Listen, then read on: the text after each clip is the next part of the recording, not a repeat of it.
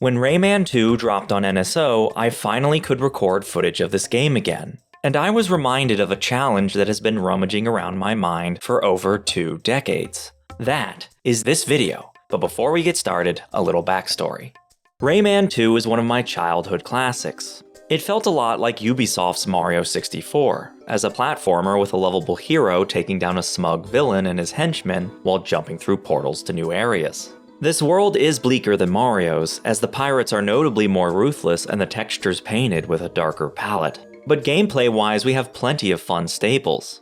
Engaging enemy encounters, puzzles, slides, and loads of secrets and collectibles. What with 80 cages to crash open and 1,000 lums? Or 999 lums? Okay. I rented Rayman 2 back when Blockbuster was still a thing, and I don't remember why, but I couldn't save the game. We had to keep it running all night if we wanted to make any real progress. I think the farthest I got was Whale Bay. It wasn't until I got the DS version that I finally managed to beat Razorbeard and finish the game. After porting to NSO late last year, I knew right away I wanted footage of the Hall of Doors for my channel trailer. This moody level select, flanked with dense jungle and severed down the middle by a river drenched in space void, with small galaxies peering through the slits to denote the endless worlds the mythical hall can send you, with the numinous melody soberly nudging— oh right, the pirate. Let's get back on track. Booting up the game again, I instantly retraced those fond memories. The stacking mushrooms, the bickering teensies, this tedious barrel toss segment. The gang's all here. And then I reached the marsh. The majority of the level you're tethered to Sam, skimming the water and dodging obstacles as the snake haplessly weaves Rayman into constant danger.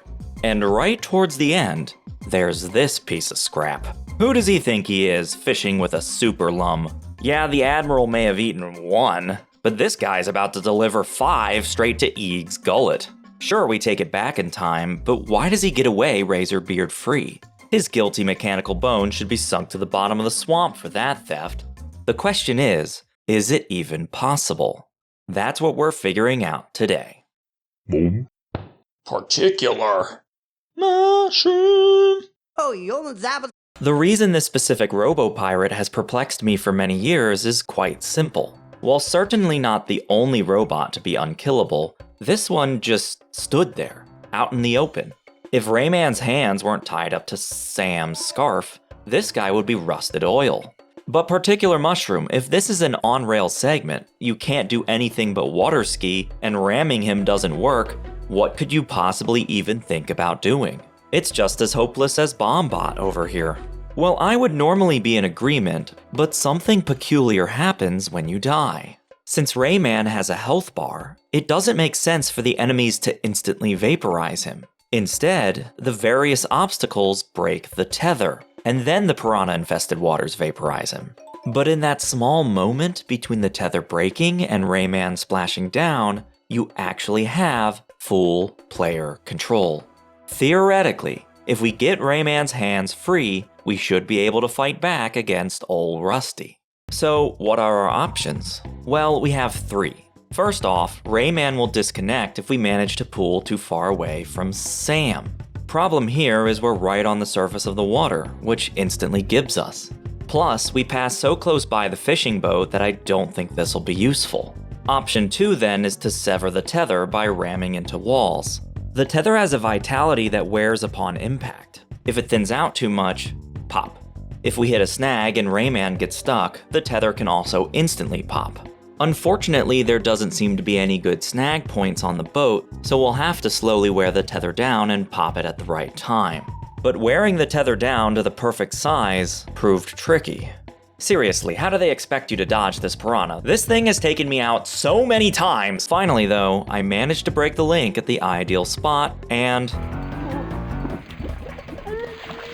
well, that's actually not helpful at all. We probably need to jump before the tether pop.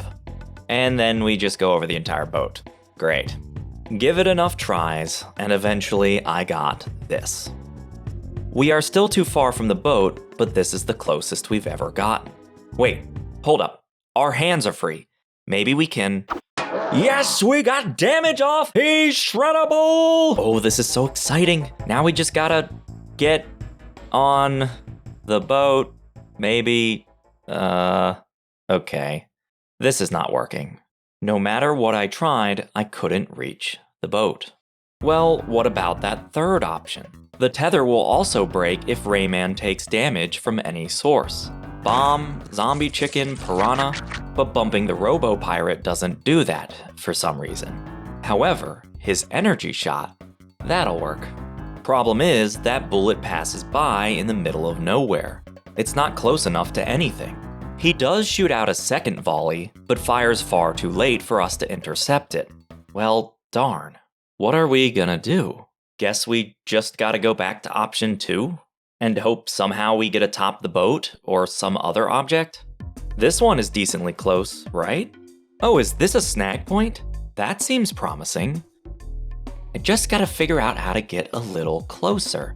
Wait, why did that bullet come out earlier than normal? Wait, there's no way. Sam moves at a constant rate, but Rayman can move in any which direction as long as the tether stays in range. So, if we bump this dirt mound right at the edge of the corner, we'll launch Rayman forwards, which causes Rusty to notice us sooner, allowing us to get in front of the second shot. And with all that, it's finally time to board this vessel. Here we go. Grab the corner, dodge the first volley, jump, and... what just happened? Okay, one more time. Why is the boat slippery? For whatever reason, the entire boat is made of slip-slide material, port to stern, and the other objects are too. To make matters worse, you can't hover in the opposite direction of a slope, so the boat will slowly push you off no matter what. This is just how slopes work in Rayman 2. Unless two particular things are true. One, you can't be going too fast, otherwise the momentum cancels any gain. And two, you have to tilt the control stick in the exact opposite direction you're sliding. And on this tiny little boat with the slope curving whichever way it pleases, it's like being trapped in a flying prison ship over here. Not fun. But finally, we have everything we need to get that pirate. I just need to make no mistakes. Here we go. Sam, now is not the time. What the heck are you doing? Alright, this is it. Halfway there. He's low. We got him now! What? I did not edit this. Why did we respawn? They have a failsafe? The game thinks we're soft locked because we're not attached to Sam. So let me get this straight. To make it out alive, we need to bounce off the small corner of the dirt mound, jump perfectly into the robot bullet, immediately jump again so we don't slide off the boat, turn to hit the pirate, and then tilt in the opposite sliding direction while making small hops to speed up our DPS, do it 4 times flawlessly, avoid hooking the scarf, survive the hook attacks, and once we take him down, then grab onto Sam before the game forcefully resets on us. And after many attempts, I finally got this one.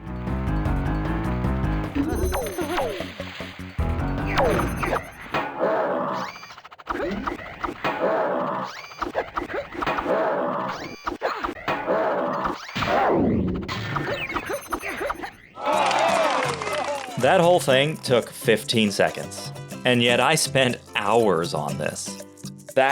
I am so happy that is over. And so, old fisherman Rusty, after 2 decades, was finally dealt with. And for clarity, I will quantify that this is the Nintendo 64 edition on NSO, since there are so many versions of this game. Maybe it's easier on some of the others, I don't know. But glad to get some Rayman onto the channel, the guy deserves it. He's easily got some of the best platformers ever crafted, and it's always fun to crack a new challenge, even if it was invading a poor fisher bot and stealing his lunch. But hey, he stole the lums first. I'm just doing a little takesies backsies. Now we just gotta get Bombot, which I'm gonna pass that torch to anyone else. I tried that for a bit, and this shot really looks like a hit. This guy might actually be invulnerable. In any case, I hope you enjoyed this short challenge. Let me know if you'd be interested in more challenges like this one, And I'll see you next time. Thanks for watching.